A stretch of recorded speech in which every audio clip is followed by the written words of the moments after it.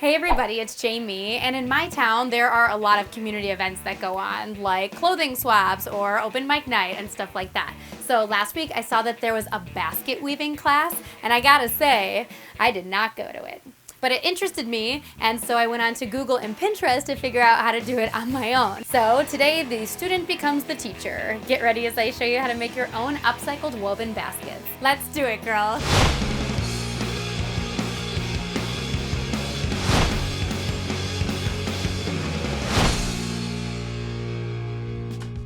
Okay, so for this craft, you'll need a ruler and writing utensil, a cutting tool, any kind of glue, cardboard, clothespins, and decorative material. You're also going to need weaving material. I'm going with magazine pages for one basket and Duct brand duct tape for another, but you could do anything here from newspaper to wicker to thick thread to thin rope. The first step is to shape your weaving material. Now, there's two ways to do this: rolling and folding. To roll, grab anything cylindrical and roll the page from one side to the other. When you get to the end, apply glue to the corner before locking it in place. These weaving tubes will be about 1/2 inch wide. The other technique is to fold. Mark and cut your page into vertical strips. Make them 1.5 inches wide for thin strips and 3 inches wide for thick strips. Take each strip and fold it into thirds using glue to keep its shape. Now you've got sturdy 1/2 inch strips for that thin weave or 1 inch strips for a thick weave. Since my magazine tubes were already 1/2 inch for a thin weave, I'll show you a thick weave using duct tape. To use duct tape, roll out 2 strips and then connect them sticky side to sticky side. Since duct tape is 2 inches wide, divide your strip in half for 1 inch strips. And your weaving material is ready to go. The next step is to create your basket's base. I cut out a rectangle 10 inches by 12 inches for my duct tape basket and an 8 inch diameter circle for my magazine basket. Step 3. Now's the time to weave your basket's base, and again, you have 2 options here: crisscrossing and winding. To crisscross, lay your strips side by side from one end of your base to the other. When finished, you're going to weave a new strip through your original strips. Start by going under, then over, then under, then over, and so on until you've reached the other side. Repeat adding in 1 strip at a time until your entire base has been covered. To save yourself some time, the other option that you have is to simply wind your strips by gluing them in one at a time around the circumference of your base. Once your bases are complete, it's time to work your way up the basket sides.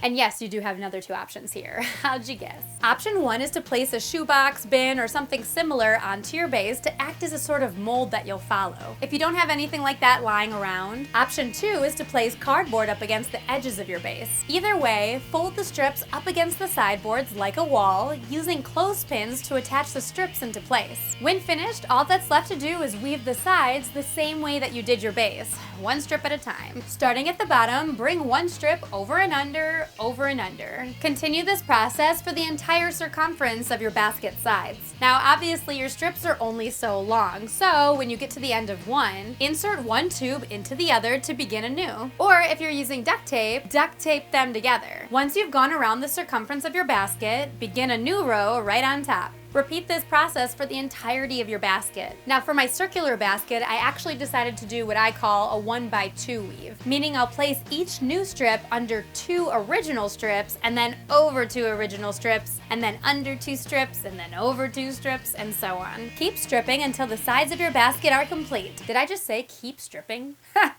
You know what I mean. Once you've finished weaving around the entirety of your basket, remove that shoebox, cardboard sides, or whatever else you chose to shape your mold. Snip away the top of any leftover strips to even them out, and then fold each one down into the sides of your basket using your glue to make sure they stay locked in place. And technically you're done. Now these baskets look pretty cool as is, but if you wanted to add in your own personal style, now would be the time to decorate your baskets. For example, I added in a blue rim to the top of my duct tape basket and then prettied it up with a matching bow. You could also add a border to all the sides to make the inner weave design pop, or cut out a small gap on both sides of your basket in order to create handles. If you wanted to create actual handles, just braid together a few strips of material and then you can either attach it long ways over the top of your basket or 2 of them to the sides of your basket. Yeah, that's right, another 2 options for you. And who said 2 timing was a bad thing? And there you go, Weaving Baskets 101. Not only do I like this craft because it gives you the opportunity to reuse magazines and old newspapers, but it gives you a craft that's 100% your own. Not to mention, you'll save $30 because that's how much these upcycled baskets actually sell for on Etsy. And that's how much my basket weaving class would have cost. So Seriously, basking in the baskets over here. What type of woven basket did you make? Tweet me at Jamie Petito, Instagram me at HeyJamie, or just let me know on my fan page on Facebook. If you still have more magazines lying around, click the video on your left to make some beautiful stencil wall art. And click the video on your right to make your own magazine picture frame. We did it, girl. I'm Jamie, and you're on Gurl.com.